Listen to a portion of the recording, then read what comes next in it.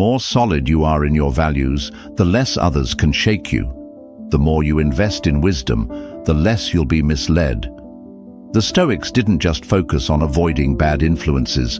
They focused on becoming so strong internally that nothing external could control them. That's where real power is. It's not about avoiding every negative person. It's about being so anchored in who you are that nothing, not words, not opinions, not outside forces, can move you from your path. Real-world signs: when to trust your gut. There's a moment in every interaction where you feel it, that split-second realization that something isn't right. Maybe it's the way someone downplays your excitement over something important to you. Maybe it's the subtle shift in their tone when you mention a new opportunity. Or maybe it's the way you always feel unsettled after spending time with them, like a weight you can't quite explain. That feeling? That's discernment knocking. The question is, are you paying attention? The Stoics taught that clarity isn't about seeing more. It's about seeing correctly. Marcus Aurelius constantly trained himself to look beyond the surface, reminding himself that people's words and actions often reveal more about them than anything else. So when someone speaks, listen, not just to what they say, but to what's underneath. Does their encouragement feel genuine, or is there hesitation? Are they happy for you, or just tolerating your success? Some people won't criticize you outright, but they'll disguise their doubts as concern. Are you sure you can handle that? That seems like a lot of pressure. These comments seem harmless at first, but over time, they chip away at your confidence. Then there are the ones who always steer conversations toward conflict. You start with a simple topic, but somehow they turn it into an argument or a debate, not because they're seeking truth, but because they thrive in chaos. Seneca warned about these types, saying that some people don't want peace, they want reaction. They want to pull you into their storm because they can't handle the stillness of your presence. Recognizing this is key. If every interaction with someone leaves you feeling drained, anxious, or defensive, that's not just their personality, that's a pattern. And what about the ones who seem to support you, but only to a point? They celebrate your wins, as long as your success doesn't surpass theirs. They encourage growth, but only in ways that keep you at their level. You share a new goal, and instead of pushing you forward, they remind you of past failures, of risks, of why it might not work. Not because they want to protect you, but because your growth forces them to confront their own stagnation. Epictetus put it simply, if you desire to improve, be content to be thought foolish and stupid. Not everyone will understand your path. Not everyone will celebrate it. And that's fine. What matters is whether you allow their fears to dictate your steps. Discernment isn't about labeling people as good or bad. It's about recognizing who influences you and how. The wrong influence can make you doubt what you once believed in. The right influence can remind you of your own strength. The Stoics didn't waste time trying to change others. They focused on seeing people as they are and choosing wisely. Once you recognize the patterns, the next step is clear. Either limit their influence or reinforce your own mindset so strongly that nothing they say can shake it. The Stoic Shield, guarding your mind and energy. Strength isn't about fighting every battle, it's about knowing which ones to walk away from.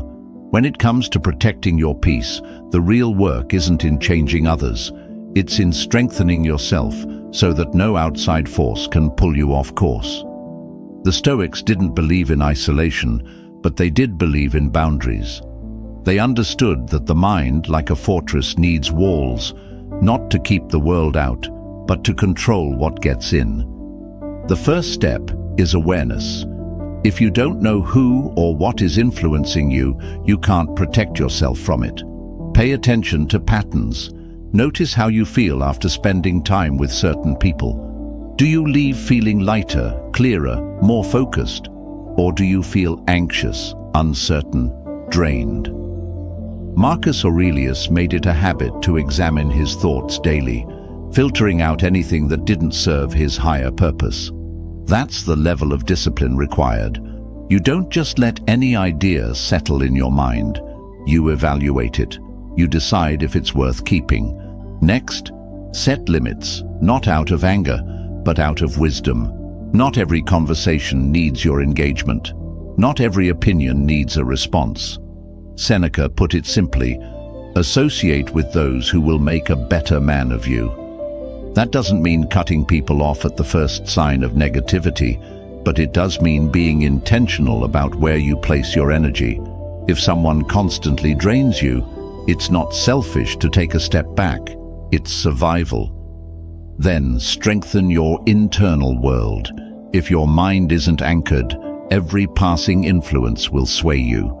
Stoicism teaches that true power comes from self-mastery. That means developing habits that reinforce your clarity, reading, journaling, practicing stillness. Epictetus reminded his students that the more we value things outside our control, the less control we have. The more you rely on external validation, the easier it is for others to manipulate you. But when you build a solid foundation within yourself, the opinions, doubts, and negativity of others lose their grip. And finally, choose your influences wisely. You can't always avoid negativity, but you can counterbalance it. Surround yourself with people who sharpen your mind, who challenge you to grow, who remind you of who you are when you forget. The company you keep either pulls you backward or pushes you forward. The choice is always yours. Surround yourself with strength, not weakness. You don't rise alone. No one does. The people around you either lift you up, keep you stagnant, or slowly drag you down. And the hard truth is, most people never take the time to assess who's in their corner. They assume friendships, relationships, and social circles are just things that happen, when in reality they shape everything: your mindset, your energy, your ambition. The Stoics understood this well. They knew that the quality of your life is directly tied to the quality of the company you keep. Seneca had a rule: surround yourself with those who elevate you, not those who weaken you. That doesn't mean looking for perfect people. It means looking for people who challenge you in the right way, who call you out when you're slipping, but never from a place of envy or control, who celebrate your wins, not with forced smiles, but with genuine pride, who push you to be better, not by criticizing, but by leading by example. You've probably felt the difference before. When you're around the right people, something shifts. Conversations feel lighter but also deeper. You leave feeling more like yourself, not less. There's no competition, no need to shrink yourself to make others comfortable, no undercurrent of jealousy disguised as concern. These relationships sharpen you. They remind you of what you're capable of. Epictetus said it best: the key is to keep company only with people who uplift you, whose presence calls forth your best. But here's where people get stuck.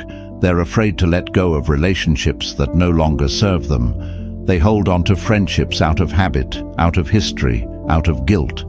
But Marcus Aurelius reminds us, it is not death that a man should fear, but never beginning to live.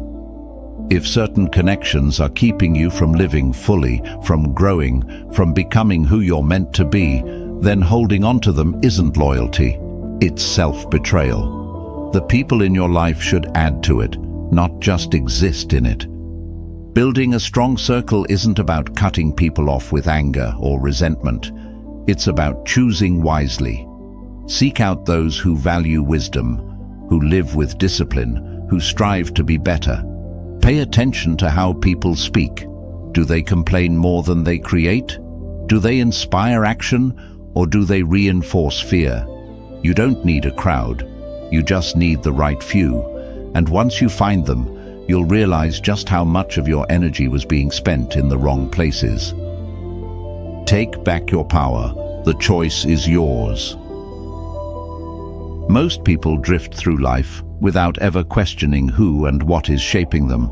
They wonder why they feel drained, why their confidence wavers, why their vision for the future seems to shrink over time. But the truth is, everything you allow into your life, every conversation, every relationship, every belief you adopt without thinking, is either sharpening you or dulling you. And if you don't take control of that process, someone else will.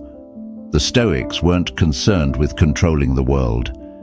They were concerned with controlling themselves, their thoughts, their responses, their inner world. That's where true freedom lies. You can't stop people from being negative.